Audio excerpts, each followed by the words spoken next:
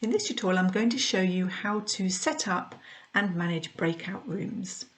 So I'm in my room and I've only got one student with me, Mariana, which isn't actually a student, it's actually me on my iPhone.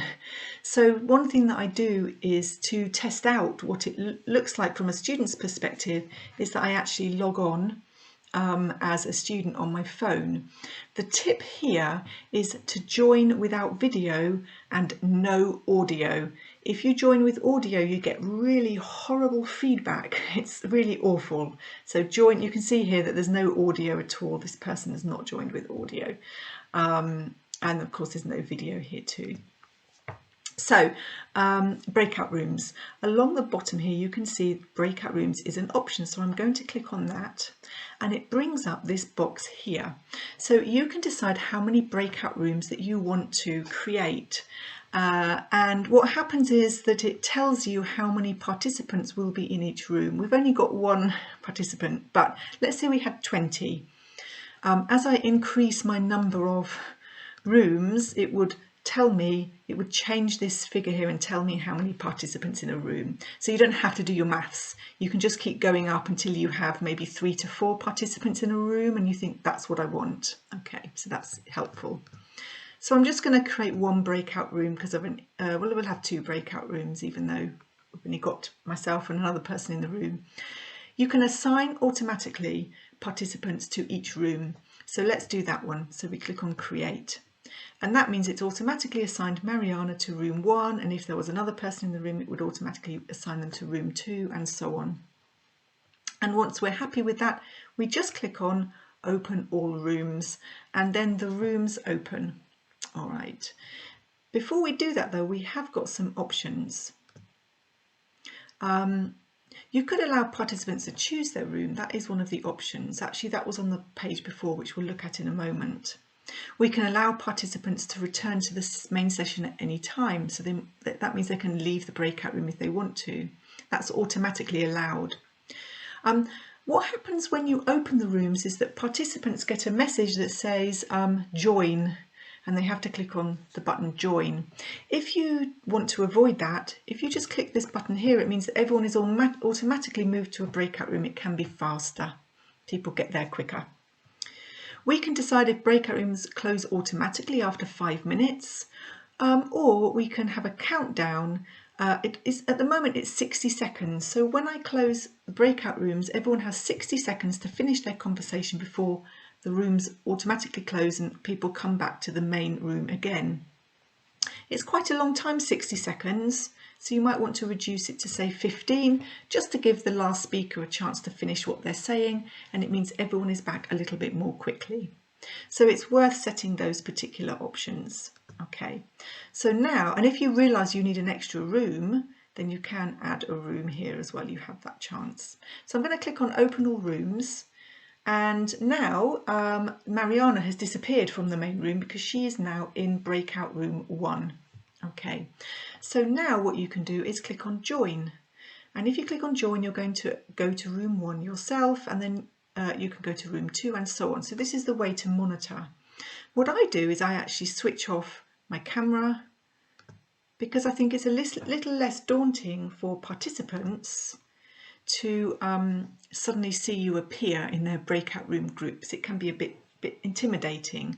So I might mute myself as well, but I'll keep my audio on because I'm explaining to you. So if I click on join and join room 1, yes, it will now take me to room 1. So now I can eavesdrop on what Mariana and her partners are discussing. I can also bring up the chat box and I can chat to everyone in that group. So it will just be the people in that group that see it. I can start my video if I want to appear on screen. And then I have the chance of leaving the room here. So I can click on leave room, or if I go to more, I can go to breakout rooms and then I can click on join room 2, and that will take me to room 2. So I can move around the rooms like this. I go to this box, so I click on breakout rooms and I just join and then join each room, then you can monitor. We can broadcast a message to everyone.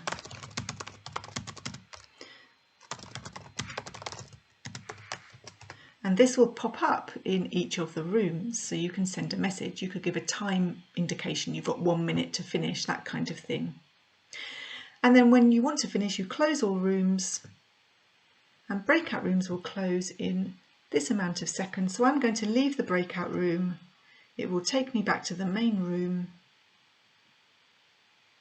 and I'm just going to open here this, I'm just going to open that wide again. So what happens when you go into the main room again is that everyone is automatically muted, including yourself. So I was just talking then and it wasn't recording, so apologies. So I'm going to start up my audio and my video again, so that's something to remember.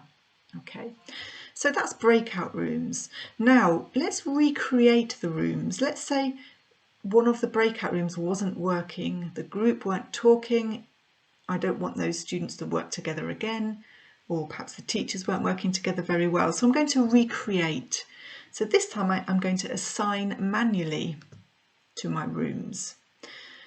This is the chance for participants to choose the room, by the way. That would work really well if you have 4 breakout rooms, each one has a topic, and you give participants or students a chance to choose the room to do the task that they want to do, to discuss the topic they want to discuss. So that would work with that.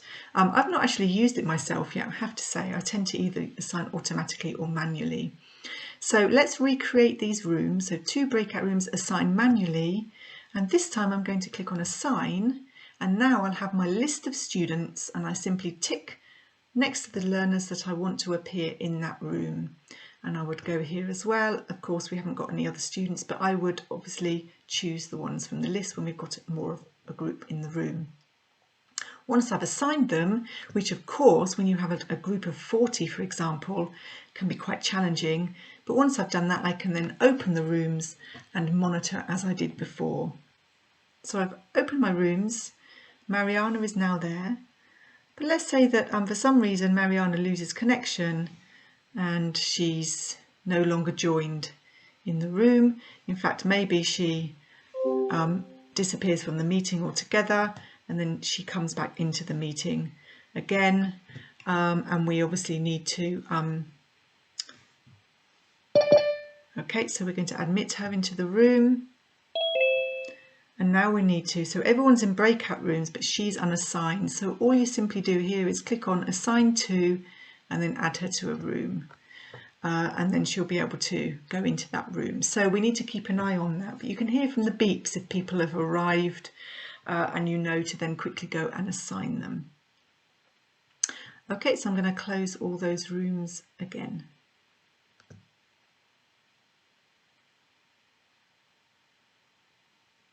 I'm going to close that down and just wait for everyone to appear.